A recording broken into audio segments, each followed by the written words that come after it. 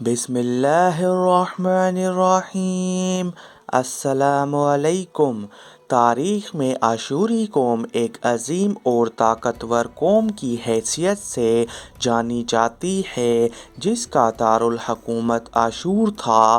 آشورہ دراصل اسرائیل کی نسل سے تعلق رکھتے تھے جو بخت نصر کے حملے کے بعد غلام بنا کر بابل اور عراق لائے گئے تھے۔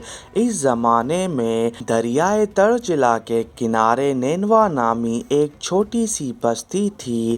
آشور کے کسی بادشاہ نے ایک دیوتا کے نام پر نینوا میں ایک مندر بنوایا۔ رفتہ رفتہ دوسرے بادشاہوں نے بھی مندر اور عمارتیں بنوانا شروع کر دی اور ایک دور ایسا آیا کہ یہ چھوٹا سا علاقہ سلطنت اشوریہ کے عظیم و شان سلطنت میں شامل ہو گیا۔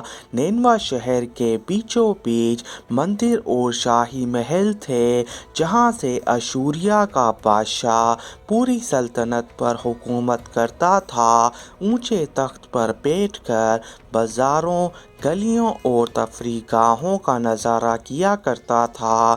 اشوریہ کے مغربی علاقے میں لہلاتے کھیت تھے۔ پورے شہر درختوں اور باغات سے بھرا ہوا تھا۔ اشوریہ کے لوگ پتھر تراشنے کے فن میں بھی ماہر تھے، لہٰذا جگہ جگہ سنگ مرمر کی دیواروں پر انہوں نے اپنے دیوتاؤں کے نقشے نگار بنا رکھے تھے۔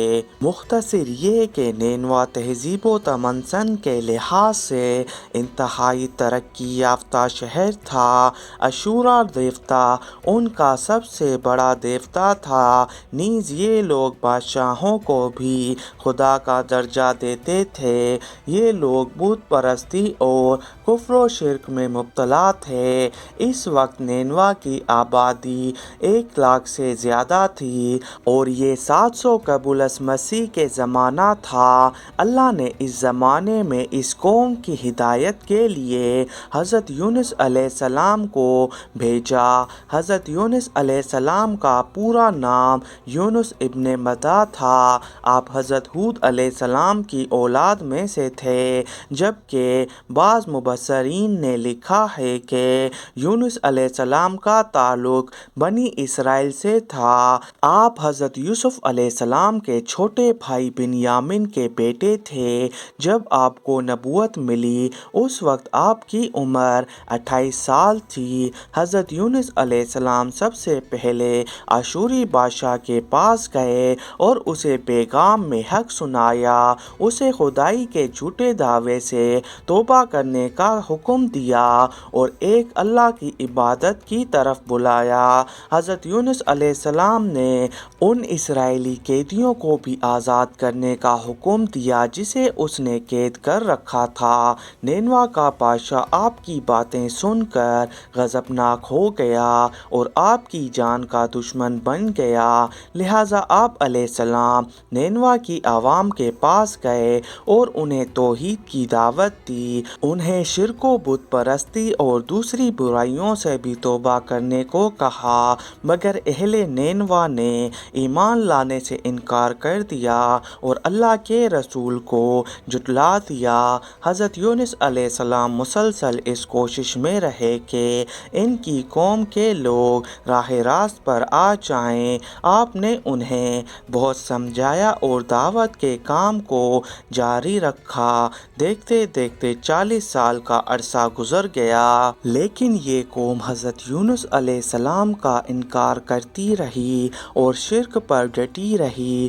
نیز حضرت یونس علیہ السلام کو دھمکیاں بھی دی گئی کہ اگر آپ نے اشورا دیوتا کے خلاف کچھ کہا تو وہ آپ کو قتل کر دیں گے۔